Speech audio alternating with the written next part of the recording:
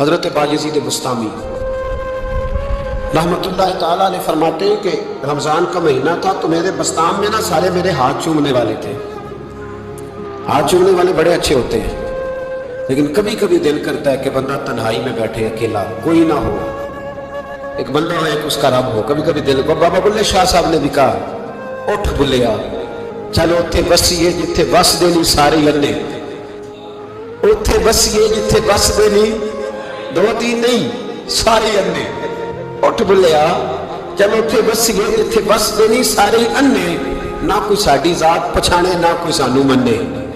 تو حضرت باجزید فرماتے میرا بھی دل کرتا تھا آج وہاں جاؤں جہاں کوئی جاننے والا نہیں، اور وہاں جا کے نہ میں رمضان کا مہینہ تھا تو دل کیا کہ وہاں جا کے روزے گزاروں جہاں ہاتھ چومنے والے نہ ہوں، میں ذرا کھل کے عبادت کر لوں. فرماتے ہیں میں دور بستان سے نکلا، ایک مسجد میں جا کے اعتکاف بیٹھا، پورے مہینے کا اعتکاف. پہلے دن مسجد میں گیا تو نمازی پوچھنے لگے بابا جی روٹی کہاں سے کھاؤ گے؟ میں نے کہا کہ میرا اللہ دے گا. یہ نہیں کہتے کہ بابا جی فکر نہ کرنا روٹی آ جائے گی. کہا روٹی کہاں سے کھاؤ گے؟ کہا اللہ دے گا. کہنے لگے اللہ تو دے گا پر کس طرح؟ تو آپ فرمانے لگے آپ مسلمان ہیں، آپ کو سمجھنا چاہیے کہ اللہ وسیلے کو پسند ضرور فرماتا ہے پر اللہ وسیلے کا محتاج نہیں. وہ اگر چاہتا ہے تو پھر بے حساب ہی عطا فرماتا ہے، تو وہ دے گا انشاءاللہ. کہنے لگے جی دے گا تو صحیح پر کس طرح؟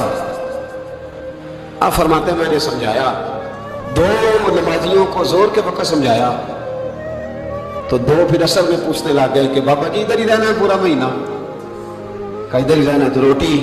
میں نے کہا اللہ دے گا. کہتے انہوں نے بھی پوچھا کیسے، ان کو بھی میں نے سمجھایا. پھر وقت ہو گیا مغرب کا تو دو تین نمازی پھر پوچھنے لگ گئے حاجی ہے، نمازی ہے، صوفی درویش قاری ہے، اور یہ بتا کہ تیرے من کا تعلق بھی جڑا ہوا کہ نہیں؟ تیرے اندر سے آواز بھی توکل علی اللہ کی آتی ہے کہ نہیں؟ یہ بھی تو غور کرنا. حضرت باجزید کہتے ہیں میں تنگ آ گیا. میں نے معلوم کیا کہ یہ ساتھ گھر کس کا ہے؟ بتایا گیا یہودیوں کا ہے. میں نے کسی ذریعے سے ان سے رابطہ کیا یا میں خود چلا گیا. میں نے ان سے رابطہ کر کے کہا کہ تمہارے گھر میں کوئی کام کاج کرنے والی عورتیں تو ہوں گی؟ کہا ہے. فرمایا مجھ سے پیسے لے لو، بس 2 روٹیاں سویرے مل جائے سہری میں، 2 شام کو مل جائے.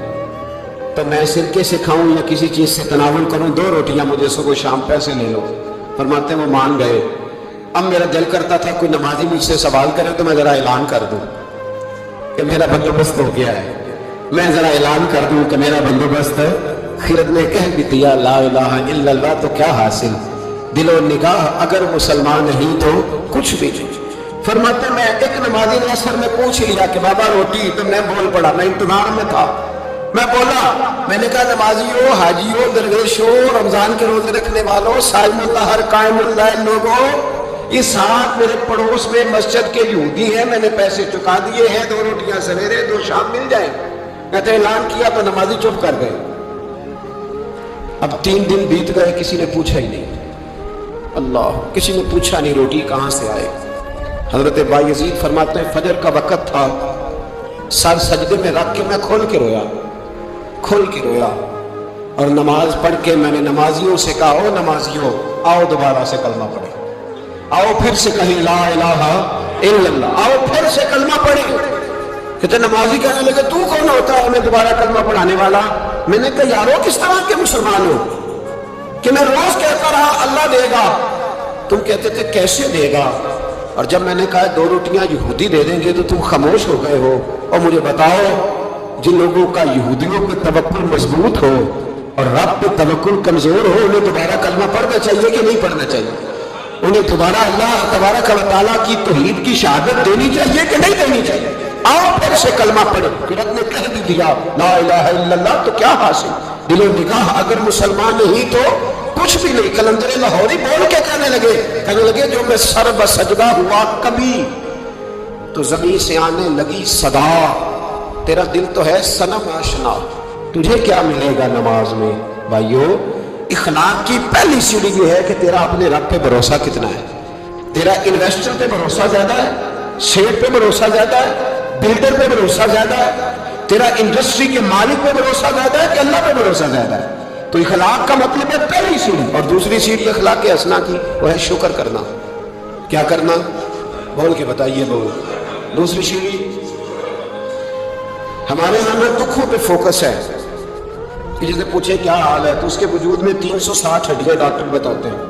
بھائی صاحب طبیعت کیسی ہے؟ کہتے ہیں یہ گھٹنا بڑا درد کرتا ہے.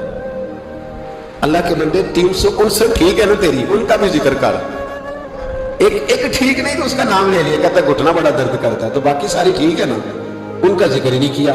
بھائی طبیعت کیسی ہے، حالات کس طرح کے ہیں؟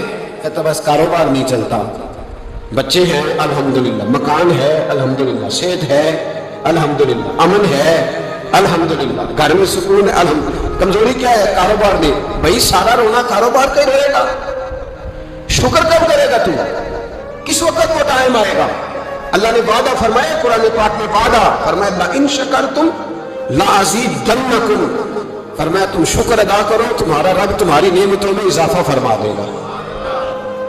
یہ نہ کہو کہ کاروبار کر رہا ہوں تو انویسٹمنٹ بڑھاؤں گا تو نعمت بڑھ جائے گی. یہ نہ کہو کہ میں 2-3 سائڈ بزنس اور کروں گا تو مال بڑھ جائے گا. فرمایا شکر ادا کرو. کیا کرو؟ کیا کرو جی؟ شکر. شکر اب کس طرح ادا کرتے ہیں؟ کہتے ہیں جناب کیا حال ہے؟ کہتے بس شکر ہے جی جو ٹائم گزر رہا ہے. میں نے کہا یہ شکر دے، یہ شکر ہے، یہ تو شکوہ ہے. شکر ہے جی اللہ جس حال میں رکھے. تو میں کہتا ہوں کس حال میں آپ ماشاءاللہ سولی پہ لٹکے ہوئے؟ کیا حال ہے مثلا؟ کس حال میں اللہ رکھے؟ کربلا میں کھڑے ہیں آپ، بدر کے میدان میں ہیں، احد میں ہیں آپ، قریش مکہ سے لڑائی ہو رہی ہے. کیا انداز ہے یہ؟ بس شکر ہے جس حال میں رکھے. کیا آپ سمجھتے ہمیں حضرت یوسف علیہ السلام جیسی مصیبتوں کا سامنا ہے؟ کیا ہم سمجھتے ہیں کہ ہم پر وہ ظلم توڑے جا رہے ہیں جو حضرت بلال پر توڑے گئے تھے؟ کتنا کمزور لفظ ہے. شکر ہے جس حال میں رکھے. کس حال میں ہے مطلب تو کیا ہے؟ کیا تو تیرے گھر میں اس طرح روٹی پکتی ہے جس طرح سیدہ فاطمہ کے گھر میں پکا کرتی تھی؟ کیا تیرا مکان اس طرح کا ہے جس طرح سیدہ عائشہ کا حجرہ تھا؟ کس بات یہ کیا انداز ہے؟ بس شکر ہے جس حال میں اللہ رکھے. شکر ہے. اتنی زیادتی جملوں میں اتنی تلخی، اتنا غیریت کا پن، جیسے بڑا کوئی انسان دکھ بس جی شکر ہے جی جو ٹائم بس جی 2 دن گزرتا ہے شکر ہے. کیا مطلب ہے اس بات کا؟ کہاں دن گزرا ہے؟ کون سی ایسی تکلیف ہمیں آ گئی؟ اس قدر زیادہ ناشکری. ایک درویش تھے حضرت ابو ہاشم ان کا نام تھا. کہتے ہیں بڑی مجبوری تھی، مجھے کہیں جانا تھا تو کشتی نہیں مل رہی تھی. اچانک ایک کشتی گزرنے لگی تو میں بھی سوار ہونے لگا تو ملاح نے مجھ سے کہا کہ یہ ایک صاحب بیٹھے ہیں بڑے امیر ہیں، ساتھ ان کی کنیز ہے، انہوں نے مجھ سے بک کر لی ہے ساری کی ساری کی عقیدہ سی سالم کرا لیا ٹانگا، وہ ساری کی ساری بک کر لی ہے تو میں تو کسی کو نہیں بٹھا سکتا. تو وہ جو صاحب بیٹھے تھے بڑے سیٹھ آدمی تھے، کہنے لگے میاں آپ کسی اور کشتی میں لو. جو ان کی کنیز تھی نا وہ کہنے لگی چہرے سے کوئی نیک آدمی لگتا. چلو اتنی سواریوں کی جگہ ہے، کسی کونے خدرے میں بیٹھ جائے گا ہمارا کیا جائے گا. کہا اچھا چلو آ جاؤ. تو میں کونے میں بیٹھ گیا. تھوڑا رستہ آگے گیا، انہوں نے کھانے کا سامان نکالا، مجھے بھی کھلایا، لیکن کھاتے کھاتے میری نظر پڑی تو اس میں تو شراب کے برتن بھی تھے معاذ. پھر اس شخص نے کھانا کھانے کے بعد اس کنیز سے کہا کہ مجھے معاذ اللہ گانا سناؤ. وہ گانے گانے لگی. یہ میری طرف متوجہ ہونے لگا، مجھے کہنے لگا سنو. میں نے کہا میں یہ نہیں سنتا. پھر میری طرف شراب بڑھائی. میں نے کہا میں نہیں پیتا. تو کہنے لگا تو کیا سنتا ہے، تو کیا سنتا ہے؟ تو کہنے لگے میں سناؤں کیا سنتا ہوں. کہا سنائیے. فرماتے میں نے قرآن پاک پڑھنا شروع کر دیا. تو کہتے ہیں میں نے اسے چند آیتیں سنائیں، اس کی تو کیفیت ہی بدل گئی. کہنے لگا مولانا زندگی بڑی گناہوں میں گزری ہے، اب توبہ کر لوں تو مالک معاف کر دے گا. کارنامے خطرناک ہیں، پیچھے رجسٹر کالا سیاہ، معافی ہو جائے گی. دولت بڑی تھی تو پھر ہم نے بھی شراب کباب شباب میں اڑا دی ساری، معاف کر دے گا. تو کہتے ہیں میں نے کہا ہو بندے کے آنے کی دیر ہے، اس کی رحمت تو فوراً ہی قبول کر لیتی ہے. ویسے بھی عدل کریں تے تھر تھر کمبن، اونچیاں شانہ والے تجھے فضل کریں تے پھر تے بخشے جامن میرے جے منہ کالے. کہتے اس نے اس کنیز کو آزاد کیا، دولت اللہ کی راہ میں خیرات کی، 40 سال میرے ساتھ رہا. پھر میں نے اس کی زبان سے سوائے خیر کے جملہ نہیں سنا. ایک کی بات کرتا تھا، کہتا تھا شیخ کاش آپ مجھے تھوڑا پہلے مل جاتے، زندگی سے یہ گلہ ہے کہ تو ذرا دیر سے ملا ہے.